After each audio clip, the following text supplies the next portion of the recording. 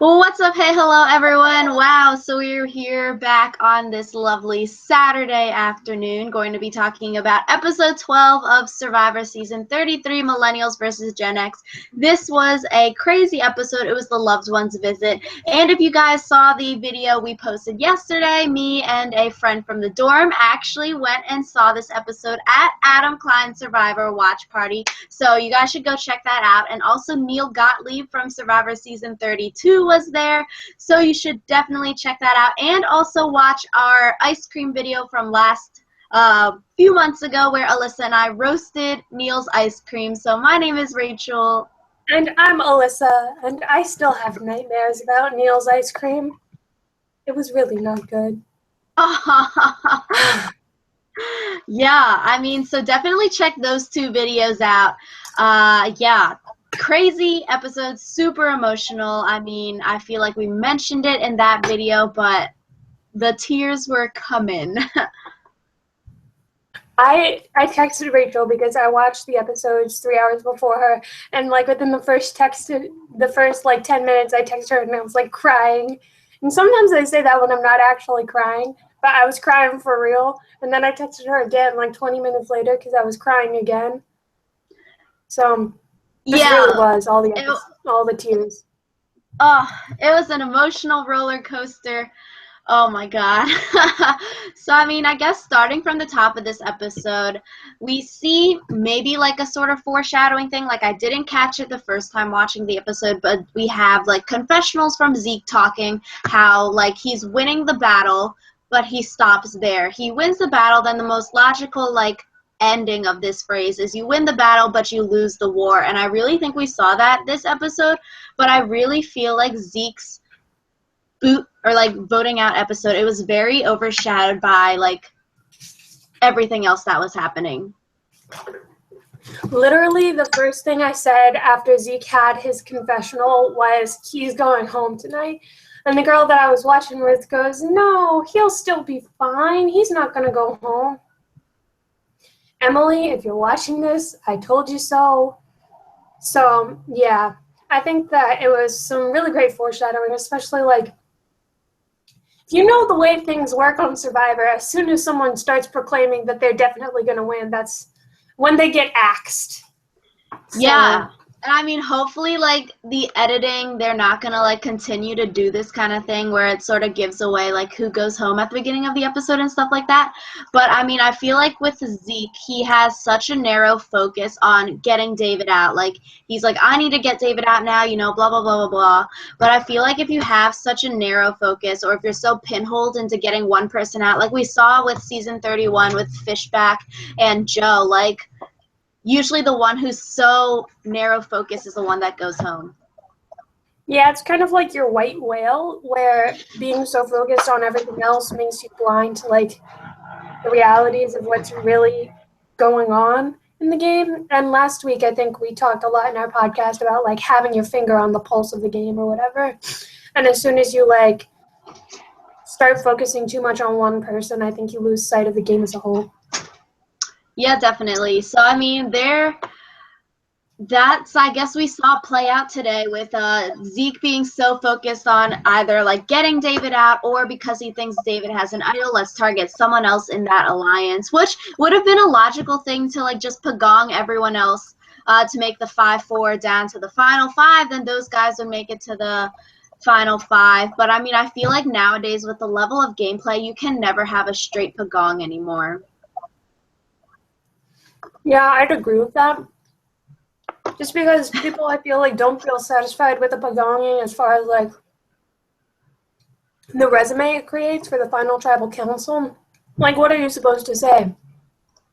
The vote where we voted out a person when we had, like, a 6-2 majority. That's not, like, good gameplay. And I feel like the people who come to play the game so hard, they kind of ease for what they consider like a good game. So yeah. So I mean, like after this whole like intro sequence, we see Ken gets the advantage. So last time during the rock draw, crazy times, Jessica bestows this legacy advantage to Ken. So Ken gets it in his bag. And I mean, Alyssa, what do you think this legacy advantage entails? Well, I feel like it would be something to do with like not just the fact that you get to pass it on to something, but maybe something to do with like previous seasons of Survivor somehow coming back to somehow influence the final tribal council or the final challenge or something. I don't know. Like maybe the legacy advantage is they get to choose what the final immunity challenge would be or something like that. Oh, that's interesting. Because I don't know, I was thinking like, what? It's day 33. There are eight people left now. 2 episodes left, so they need to get down.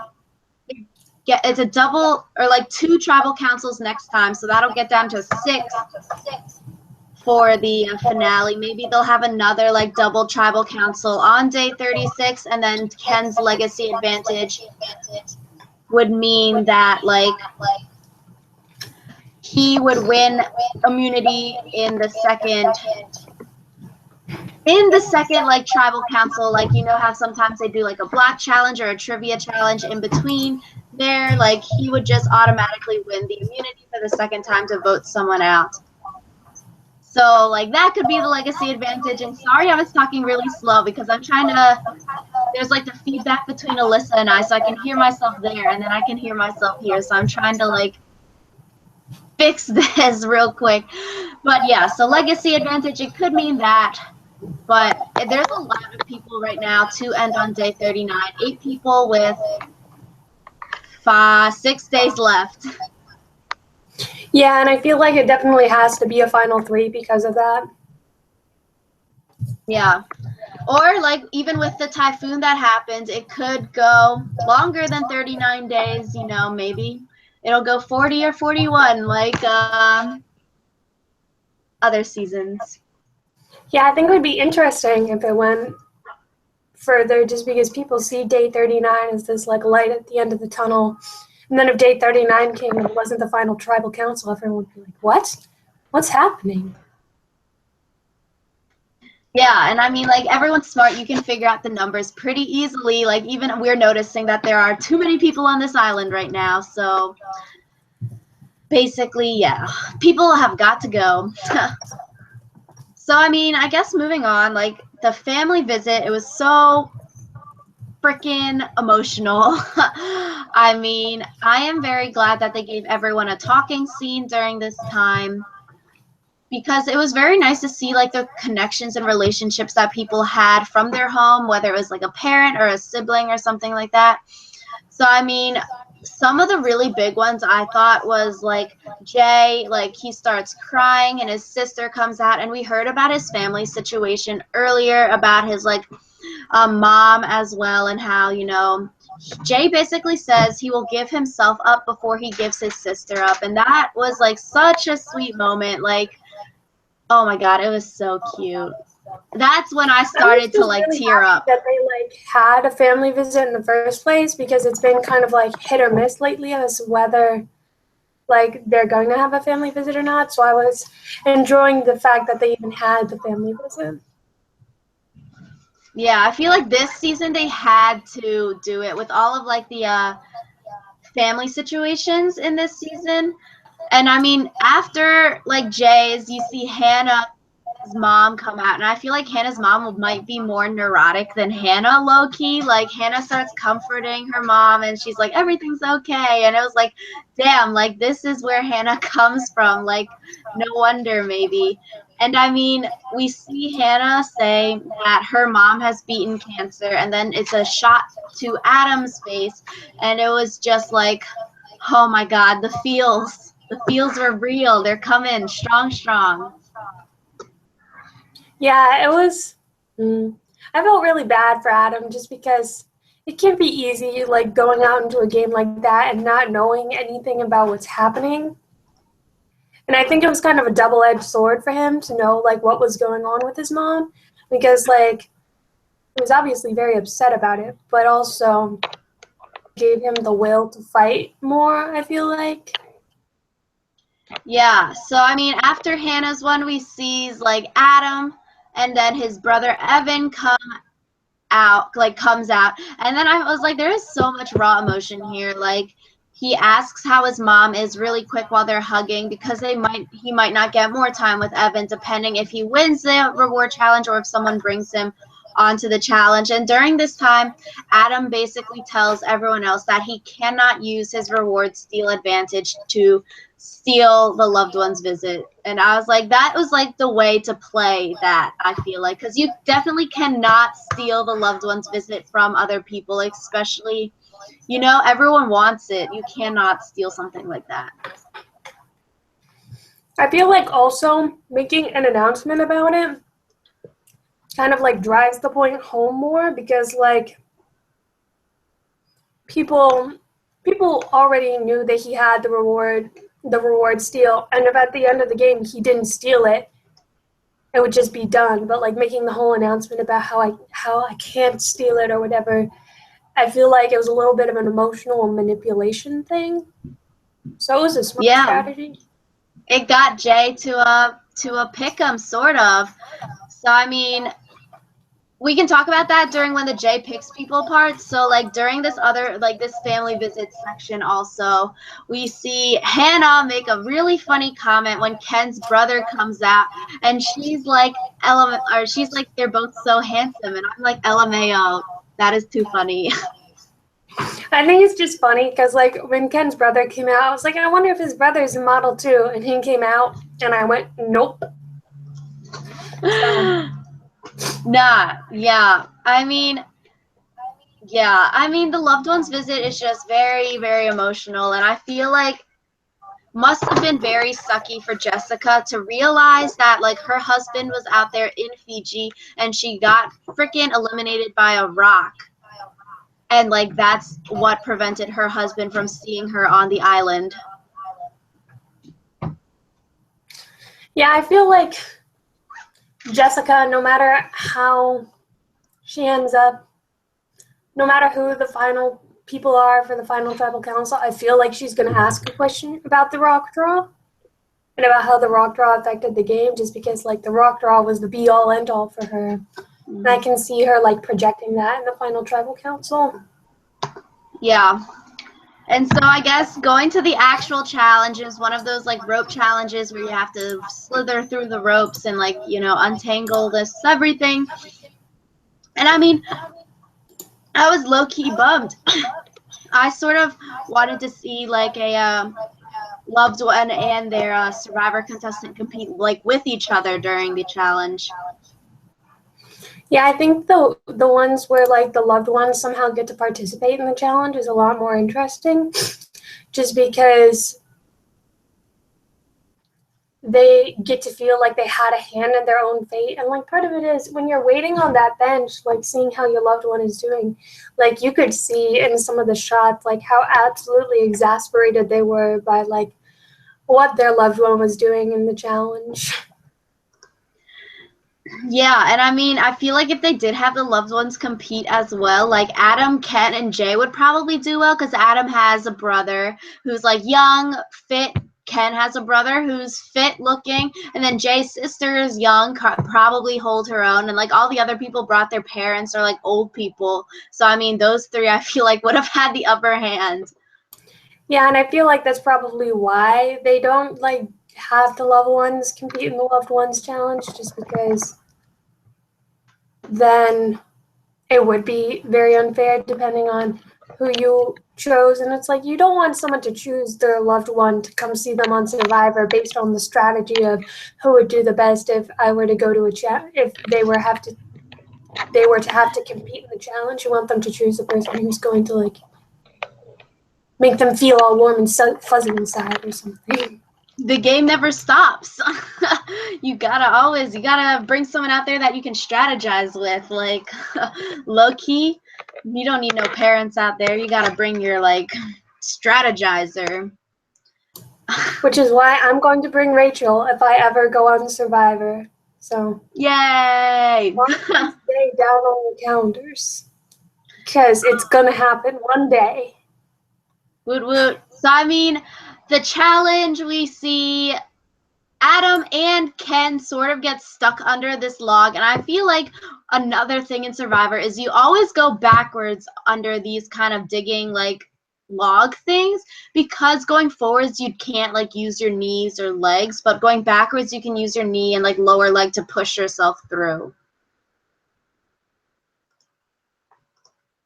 Yeah, and I feel like also when you're doing these digging challenges, like it's better to dig a little more than you need than to like end up getting stuck. Just because while it's tempting to save the time by not digging as much, if you get stuck, then you're kind of screwed, because you saw like Adam and Ken were just stuck there for what looked like a solid minute or whatever, and taking the extra 15 seconds to scrape away however many inches of sand probably would have done them better in the long run. Yeah, and like LOL at Adam making those like beached whale sounds during this time. I was like, oh my god, that is so funny. And I mean, I feel like smaller people or like thinner people, it'd be easier for them to fit under the log, because if you're like 200 pounds, that is a lot more sand that you have to dig out from under there in order to fit under. And at the Survivor watch party, Evan said that his like mess scene when he made that like face was taken out of context. Taken out of context in like what way?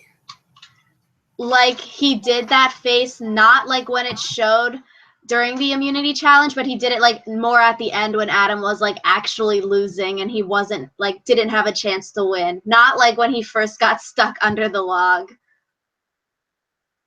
Well, I guess that's good. He had faith in his brother. That's good. Yeah, so cute. I mean, so we see Jay win this reward challenge, and I'm happy for Jay. Like, he is one of the people who I'm glad won. Like, certain people I would not want to see win the challenge. And this was another part of the episode that was very, very sad. I mean, Jeff was like, Jay, you can pick one person. Jay picks Will because of a promise made at the beginning of the game. Boring pick. Jeff is like, you can pick another person.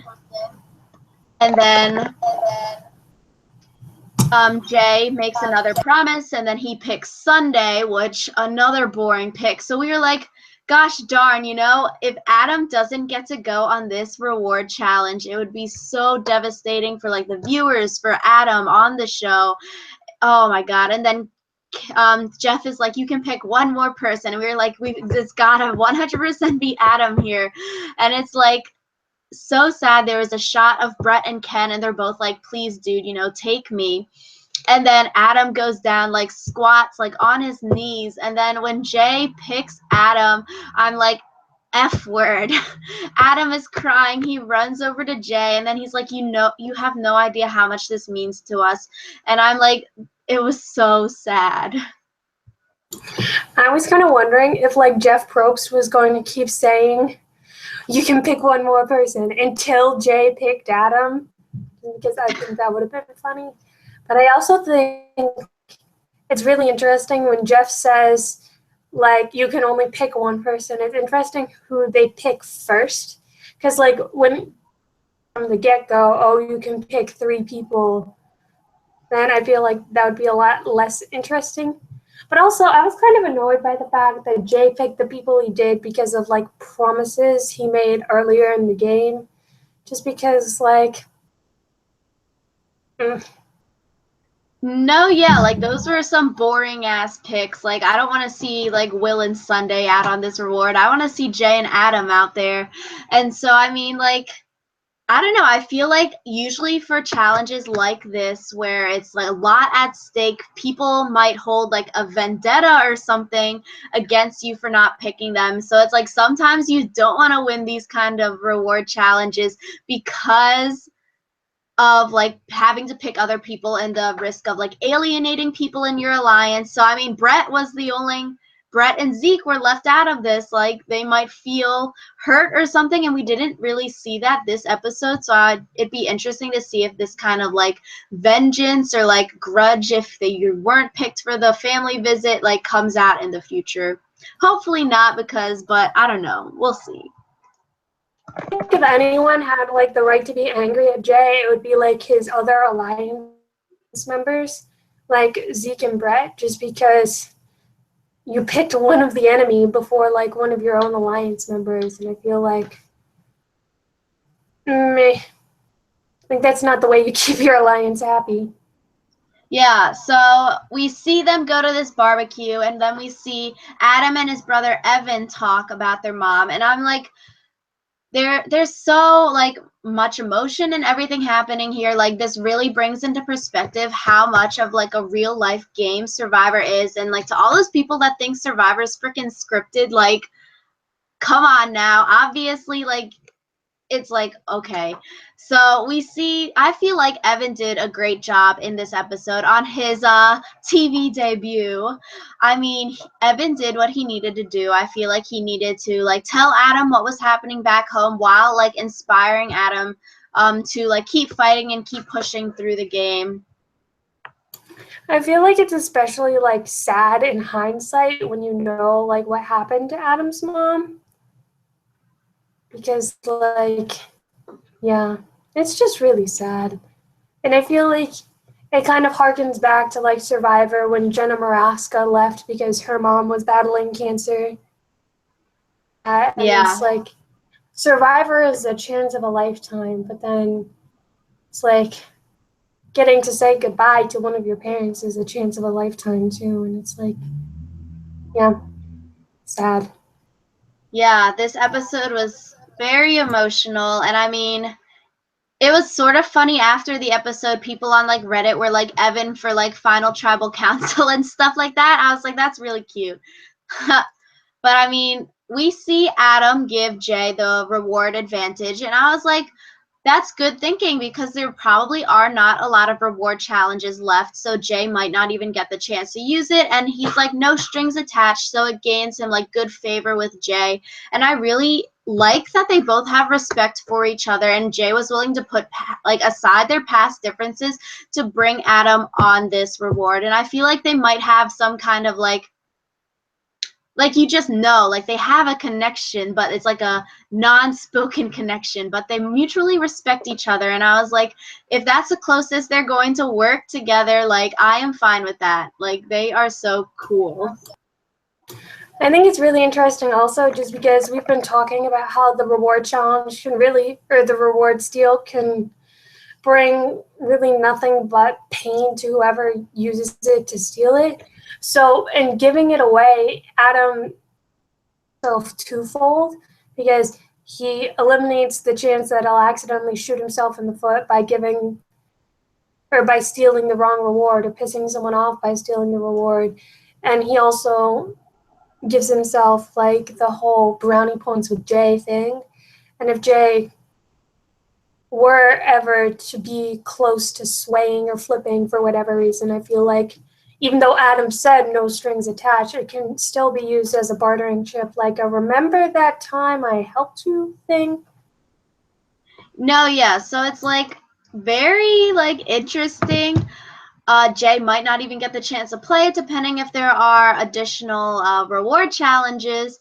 But I mean, it does get him like good favor from Jay, and like nobody else knows that Jay now has this advantage. So like if Jay just pulls it out like at next reward challenge, like it could throw some people off. Yeah, and I think also if Adam wanted to do something like Taylor did and call Jay out in the middle of tribal council, be like, Jay has the reward steal now. Why don't you vote him out? And he has an idol. But did you know that he has an idol? I think Jay has an idol. Oh my god. So going to the immunity challenge, it was called like push me pull you or something like that, holding the like sword looky things with the bar in the middle. And I mean, there is strategy to this. Like even the name of the game is called push me pull you. So when at the Adam watch party he was explaining like how he won the challenge, is like you definitely have to have tension while also like pushing. But like you, if you watch it back, everyone is just like pulling the two things apart, but you really need like a twist and turn like to get the things to work. Yeah, and I feel like that challenge was partially so short because they never really got a chance to find a strategy, because it's so unforgiving that if you make one mistake, you can't really come back from it. And it's like there are other endurance type challenges where you can kind of develop a strategy and then edit it as needed. Like you may wobble, but you won't fall, and then you can use that information to help you last longer in the challenge. But in this case, it's like if you wobble even once, it's game over. No, yeah. Jeff was like, you've been out here, pauses dramatically, and then only 4 minutes. I was like, holy crap. They're only like 4 minutes in, and there's like 3 people left. That is so crazy. So, I mean, eventually it comes down to Adam v. Jay, and then Adam wins individual immunity. And I was like, holy crap, this is such like a great episode for Adam. He's getting so much screen time. He wins immunity, and then he's going to play the idol later. Like, goddamn. Basically, we've mentioned this before, Alyssa, but all of Adam's survivor dreams are coming true. Like, he's won immunity now. He's blindsided people. He's played the idol. He's made the merge. He's made the jury. Like, everything is happening, and it's like he's living out every survivor fan's dream. And then he mentions this checkbox thing that the last checkbox left is to actually win the game, and we see that in the preview for next week also. So I mean, foreshadowing hopefully, but it might mean it's the end of him. I feel like of the people left in this game, I know there are people I definitely don't want to win the game, but like most of the choices I would be happy, or at least not upset if they won. Then again, I said that last season, and I was still really bitter when Michelle won. So take what I say with a grain of salt. No, yeah. So I feel like my order of like sort of rankings for winning, I feel like David has the best chance of winning. Then it goes to Jay, and then Adam is third. So they're like the top tier. Like, if one of them makes final tribal council, which is probably like what'll happen, then what that person will win. I think middle tier will be like Hannah and Ken. Ooh, they might be like goated to the end or something like that. And then also the like lower tier would be Sunday Brett and then Will, who like might be goated to the end and then probably won't win. Like the Ken Hannah people could get like 1 or 2 votes, but they probably won't win. I feel like part of it is like at this stage in the game, it's very hard to like come from behind and make yourself less of a goat, which is kind of why Will's whole thing I feel like was kind of futile. Like starting to play the game now is kind of, you're a little late for that, my friend. Just because like of the 39 days in the game, you're only going to start playing on day 30. That's not like smart gameplay. But then also the whole like making a big deal about how you're starting to play now and how you don't want to be a goat isn't really going to end up helping you in the final tribal council, because people are going to be like, yeah, you knew you were a goat and you didn't change. So yeah, exactly. So I mean, we see this in like Ken's test sort of. Ken had a funny comment. He's like, I don't just have 5-minute conversations with people, then hop right into bed with them. I was like, gosh darn, you know? But I feel like maybe in Survivor you might need to do that kind of quick conversation. Like there's not a lot of time to get to know people's souls and everything that like Ken is trying to say. So I mean, you just have to find people like you trust and you want to work with. And even for this vote, you just need Will to vote your way so you would have the majority. You don't need to like look deep into his soul to figure him out. yeah, and I feel like part of it is Will is at this point disposable to them. Like as you can see in the next time segment, like people are willing to get rid of Will, and it's like because you let Will vote with you this one time means you're bound to him forever. Yeah. Ken's test to try to get Will to prove whether or not Will is loyal is like backwards, because Will's loyalty or lack thereof, it just speaks to Ken's stupidity. No, yeah, I was like super, super confused. It was funny when Will was like talking with Ken is getting like your fingers and toenails ripped out simultaneously. That was a pretty funny comment. And then, I mean, Will tells Ken that the other side is wanting to vote Ken out. Then Ken is like, well, why would they want to vote me out? Like, there's no reason to vote me out. Then Ken goes straight to freaking Jay, and it was like, Will says you guys are targeting me. And then I'm like, I was just so confused because trying to test Will basically blows up Will's game and makes him not want to trust you because you just told the other side what Will told you about them. Like, and then Ken just leaves the group while they're all chatting together to go sit with David and Adam again. I'm like, don't you want to talk with Will and Jay and Brett and to see if they were actually telling the truth? Like, I'm so confused by you, Ken. The whole thing just didn't make much sense. Maybe we can like attribute it to malnutrition or something. But yeah. Yeah, so I mean, like, that goes into tribal council, and like, people were asking, like, why wouldn't you vote out Will? Because he's a swing vote, like, both sides can come together and vote out the middleman. But I feel like in this situation, you can't really vote out the middle person because, like Jay said, you still need him as a number. Jay's side needs him as a number, and Adam's side needs him as a number.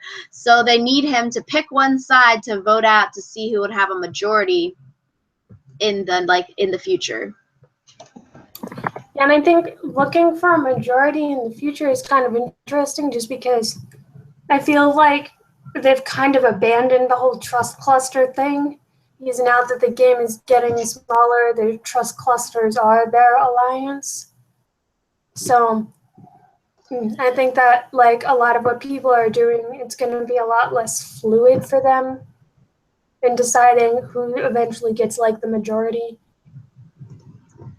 No, yeah. So I mean, we see him throughout tribal council like complaining how he wants to like work and make big moves, and like everyone is sort of saying all these like derogatory comments about his age, like Will just wants to play with like the big kids, etc. And like Will like low-key is complaining the whole tribal council, and I think like not really sure if like his age is like his biggest detriment or just like the way he plays the game. Like I am like trying to think about it, but it's like really confusing to pinpoint what is Will's problem in the game. Like his age, yes, because he's 18, he has never lived alone before. Like he's not even graduated from high school. He's an only child with probably supportive parents because he's an only child. Like I feel like he doesn't have the life experience to connect maybe with the older people. So maybe I don't know. Will is just so confused. Yeah, I feel like it's one of those things where just because you can play Survivor at 18 doesn't mean you should play Survivor at 18. So, like, as an 18-year-old, the idea of going on Survivor is a little bit terrifying. And I feel like that's the root for all of those other problems. And so Yeah, it's like also the whole need to like be respected and treated like an adult is very much like a teenage thing where it's like, we're not adults. Come on. Like, legally, we might be, but I will be the first to admit that at 18 years old, just like a baby, man. Yeah, I do not know how to adult, so that is a problem. And I mean, that is a logical explanation. Like when he's freaking complaining about everything, no one wants to work with like a crybaby per se. So I mean, I don't know. And it's very interesting. Will wants to make all these big moves. He wants to take the credit for moves. But in the end, after this tribal council, even though Will sort of made a move, Adam was the one that is getting the credit for this move, which I think it's funny. I mean, I think that's one of those things where it's kind of Will's own fault, because if he had said, I'm still solid with you guys, then Adam wouldn't have felt the need to play his idol. But like, since Will was being so flip-floppity because of the Ken business, it's like you need to be firm in your decision to make a big move, and you need to let everyone else know that you're being firm in your decision so that they don't feel like they have to overshadow your move with idle plays or whatever else. Yeah, exactly. But I mean, I think it's good for Will that Adam plays his immunity idol, like even incorrectly or whatever, because now Adam doesn't have an idol and Jay is the only one left in the game that has an idol. So he sort of flushed an idol, like sort of second-handedly flushed an idol. But I mean, bad for Will because his standing in the game isn't moving up. He's still like not playing the game in the eyes of his competitors, who are the people that would vote for you to win the game. So if he wants to win, which I don't think is likely, he would have to change the viewpoint of his teammates and the people on the jury. And I feel like the way to get respect isn't just to say, I want respect. Like throwing a temper tantrum about it ain't gonna help. And I feel like Will would have been better off just telling like one or two other people, hey, I really want to start playing this game a lot harder rather than make a whole spectacle of it. Yeah, so Adam stands up and plays his freaking idol, and he pulls it out the front of his pants. I was like,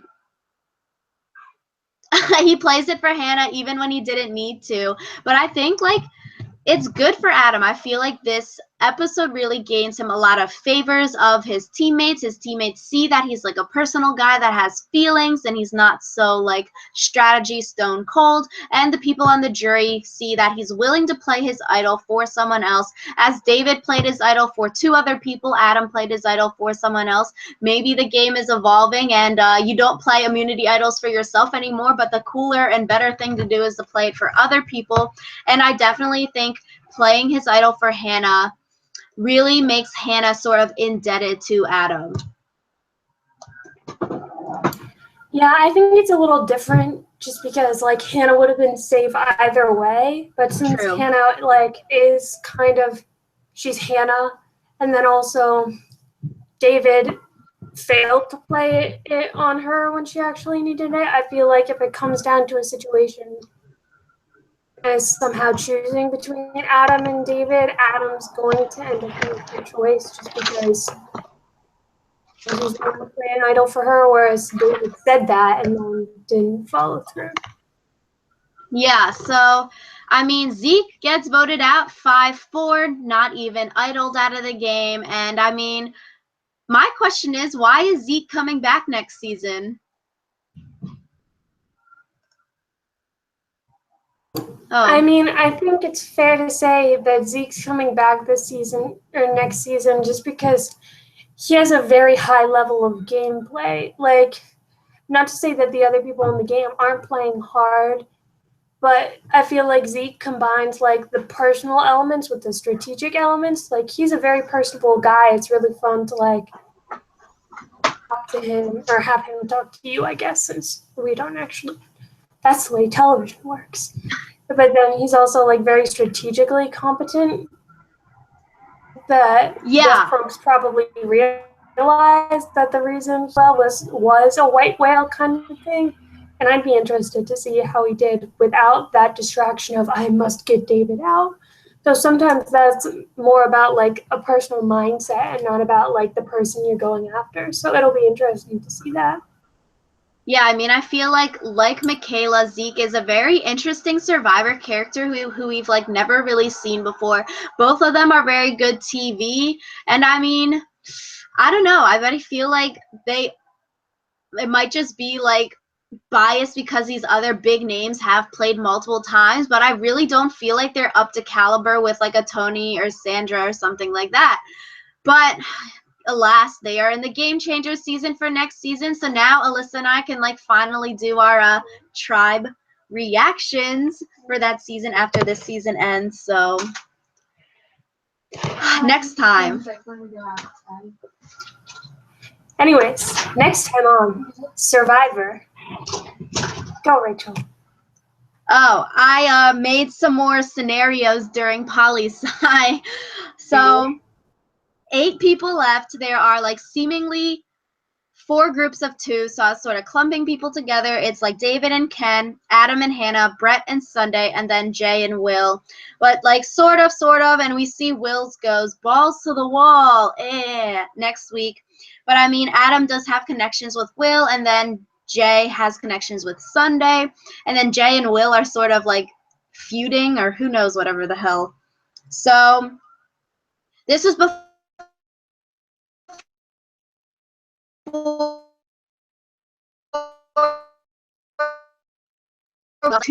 so the double vote out this week, there would be 6 people going into the 2-hour finale. Like we were saying at the beginning, Ken's advantage could be immunity in a back-to-back tribal council on day 36. So then that just leaves you like 3 days, though, in the game to vote out 3 people to get you to a final 3, unless like another double boot or something like that. So also, Jay has 3 tribal councils left to use his idol. So Jay would be seemingly safe at least once, so he only has to get through 2 tribals to make it to the final 5. So I really feel like next week is prime time to target someone like David, Adam, or Jay, who are the upper tier and can actually win the game. Like we were saying, like you could take out an easy person like Brett, Sunday, or Will, but I feel like there's really no point. Everyone's smart. Like you would want to use Brett, Sunday, and Will as votes to get out the good threats in the game like David or Jay or someone like that. So logically, I was trying to do some math here. David, I feel like Adam would vote out David, Will would vote out David, Brett, Sunday, and Jay would vote out David. So that would be a majority out of 8 people. Ken would never write David's name down, and Hannah might write David's name down. To vote out Adam, I feel like Jay, Brett, and Sunday would 100% vote out Adam. Hannah, David, and Ken would probably never write Adam's name down, and then Will maybe might write Adam's name down. Then for Jay, I feel like Adam, Will, David, Ken, and Hannah would all write Jay's name down. Sunday would never write Jay's name down. Then Brett might write Jay's name down. And I mean, everyone knows David is such a strong player. Like, if he makes it to final tribal, like, you deserve to lose to him. And basically, I think going into next week, you want Jay to play the idol. Then you could like idol out Will or someone like that. And like second tribal when Jay doesn't have an idol, you can vote him out.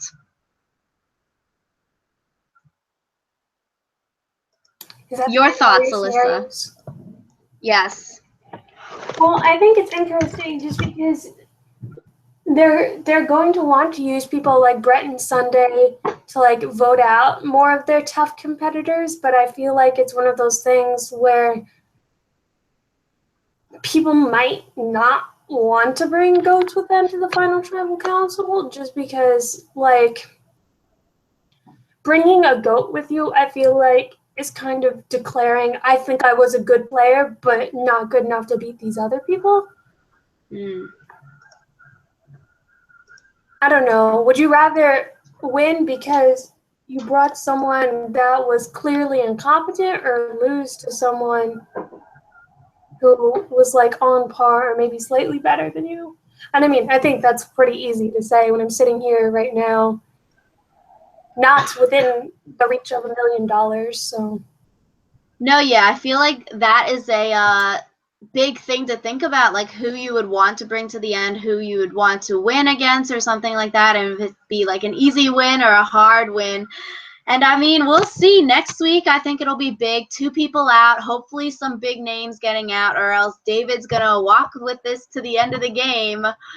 And I mean, what else, Alyssa? Anything? No, I think you covered it all. Okay, doke. So, I mean, like we said at the beginning of this podcast, go watch our Neil's ice cream video and meeting Adam and Neil videos. Super, super fun. And, like, we'll see you guys next Thursday. Bye.